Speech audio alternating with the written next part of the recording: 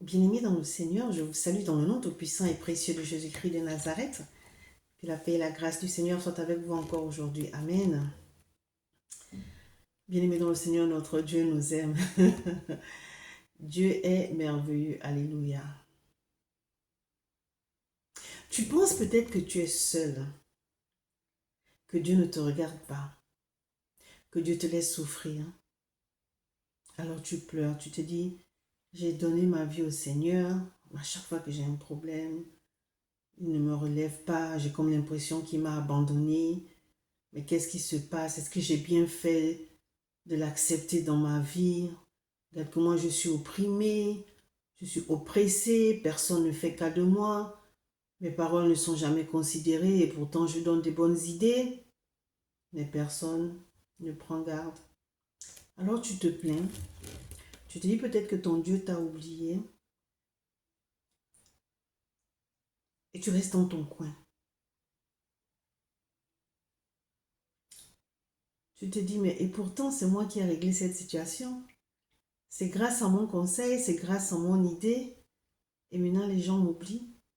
Ça fait mal, même si tu n'attends pas vraiment un retour, mais ça fait quand même mal. Imagine-toi que tu es dans une ville ou dans un quartier où la majorité des personnes est aisée et toi, tu te contentes de ce que tu as. C'est pas que tu n'en as pas, mais bon, tu te contentes de ce que tu as. Mais les gens ne te regardent pas parce que vous n'êtes pas de la même classe, même si vous habitez le même quartier, mais vous n'êtes pas de la même classe. Donc, tu n'es pas considéré. Il peut arriver que tu vois qu'il y a des personnes qui sont embêtées et puis tu vas vers ces personnes, tu dis, est-ce que je peux vous aider? Ils vont peut-être te regarder en disant, mais qu'est-ce qu'elle peut bien faire, elle, ou bien qu'est-ce qu'il peut bien faire. Ils te laissent quand même faire, tu te dis, ok, bon, si vous voulez. Ils ne peuvent même pas dire, ok, merci, on dit, ben, si vous voulez, ben, vous aidez la personne. Et puis il s'avère que grâce à votre aide, les choses se sont bien passées, la situation s'est décantée, mais on t'oublie. On t'oublie. Tu n'es plus rien. De toute façon, ils t'ont rien demandé. Mais tu l'as fait parce que tu as un bon cœur. Puis tu t'es dit, mais si je peux régler cette situation, pourquoi pas? Pourquoi pas? Par exemple, tu es mécanicien, parce que tu te sens sale, tu as de la graisse sur toi, on te sous-estime, on ne te regarde même pas, alors que tu es une personne importante. Parce que tu peux réparer la voiture du riche. Lui, il a de l'argent, certes, mais si sa voiture tombe en panne, tu me diras, peut-être qu'il n'a pas qu'une seule voiture, ok, deux, trois, mais si les trois sont en panne, il aura bien besoin de cette personne qui est crasseux, n'est-ce pas? Il est crasseux à cause de son travail. Pas parce qu'il est sale, mais c'est parce que ben, son travail veut qu'il touche de l'huile, il touche beaucoup de choses, donc il est sale. Mais c'est ce travail-là qui lui donne à manger. C'est ce travail-là qui lui permet de nourrir sa famille, de payer son loyer. Et tu n'es pas considéré pour des personnes assez aisées et riches. Tu n'es qu'une pauvre personne qui ne peut rien leur apporter, mais pourtant tu repars leur voiture.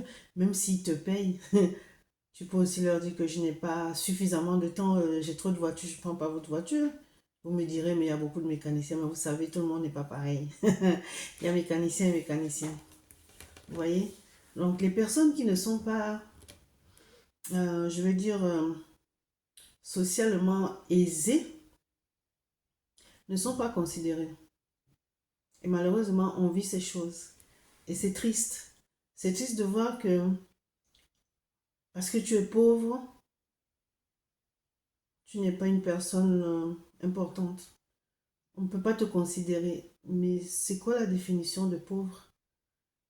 Il y a des personnes qui sont pauvres en esprit. Tu as tout ce que tu as, mais tu n'as aucune compassion, aucun amour pour ton prochain. Mais tu es pauvre en esprit. Alléluia. Bien aimé, l'argent ne fait pas tout, hein. Tu peux avoir l'argent. C'est vrai que quand tu as l'argent, tu vas acheter quelque chose. L'argent est là, tu ne comptes pas, tu ne cherches pas. Mais l'argent ne fait pas tout. Alléluia. Donc, on va aller à la lumière de la parole de Dieu dans le livre de Ecclésiaste, chapitre 9, à partir du verset 13. Voici ce que la parole de Dieu nous dit. J'ai aussi vu sous le soleil ce trait d'une sagesse qui m'a paru grande. Il y avait une petite ville avec peu d'hommes. Dans son sein, un roi puissant marchant sur elle. L'investit et éleva contre elle de grands forts. Il s'y trouvait un homme pauvre et sage, qui sauva la ville par sa sagesse, et personne ne s'est souvenu de ce pauvre homme. Je reprends. J'ai vu sous le soleil ce trait d'une sagesse qui m'a paru grande. Amen. Il y avait une petite ville avec peu d'hommes. Dans son sein, un roi puissant marchant sur elle, donc sur la ville, l'investit et éleva contre elle de grands forts. Il s'y trouvait un homme pauvre et sage qui sauva la ville par sa sagesse. Alléluia. Et personne ne s'est souvenu de cet homme pauvre. Bien-aimé dans le Seigneur, cette parabole parle d'une petite ville qui avait été assiégée par une grande armée et semblait se trouver dans une situation désespérée. Au verset 14, on nous parle de cet homme pauvre, n'est-ce pas, qui a sauvé la ville par sa sagesse. Un homme pauvre et sage conçut alors un plan qui permit de sauver la ville. Amen. Apparemment, quelqu'un d'autre s'attribuait le mérite, alors que c'était cet homme pauvre, par sa sagesse, qui a sauvé la situation. Apparemment, quelqu'un d'autre s'attribua le mérite et l'on oublia ce pauvre homme sage, sans doute parce qu'il était pauvre. C'est triste, hein? Parce que tu es pauvre, tu n'es pas considéré. Parce que tu es pauvre, tu es nul, tu ne vaux rien. Et pourtant, tu as des paroles de sagesse. Et pourtant, tu es aimant, tu es aimable et tout. Mais personne ne fait cas de toi. Quelqu'un d'autre s'est attribué le mérite. Est-ce que c'est bien ça? Bien-aimés dans le Seigneur, il faut comprendre que nous, chrétiens qui sommes sur la terre, la justice et l'équité seront toujours au mieux impartiales. Mais ne vous inquiétez pas. Après la mort, notre Dieu saura nous faire justice. Ne t'irrite pas pour ces personnes. Ne t'irrite pas parce que tu vois ces personnes réussir ou qui s'attribuent le mérite. C'est triste, c'est mesquin. Toi, espère toujours en ton Dieu. Il fera des grandes choses avec toi. Toutes ces personnes mourront comme toi qui es pauvre.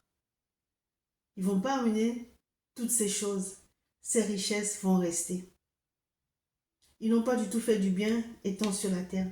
Mais toi qui as fait du bien, bien-aimé dans le Seigneur, Dieu te rendra justice. Il va récompenser toutes tes œuvres justes. Alléluia.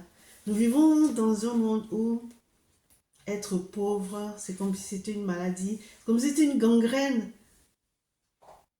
Mais il y a des personnes qui sont pauvres, mais qui sont heureux, ils sont remplis de sagesse. En fait, ils n'ont de compte à rendre à personne. Comme ils sont pauvres, ils sont oubliés, ils sont dans leur coin, tranquilles. Mais toi qui es riche, à chaque fois, il faut que tu rendes des comptes. Tu travailles avec des personnes. Hein. Quand il y a quelque chose qui ne va pas, les employés veulent savoir pourquoi. Aussi riche que tu es, aussi patron que tu es patron, tu as des comptes à rendre. Mais ce pauvre homme, il est rejeté, il est humilié, il est abandonné. Il n'a que Dieu. Donc il s'attache à Dieu et il continue à faire du bien.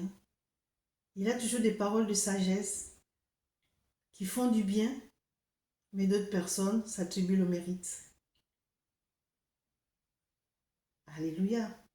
Bien-aimés dans le Seigneur, ces riches sont pauvres en esprit.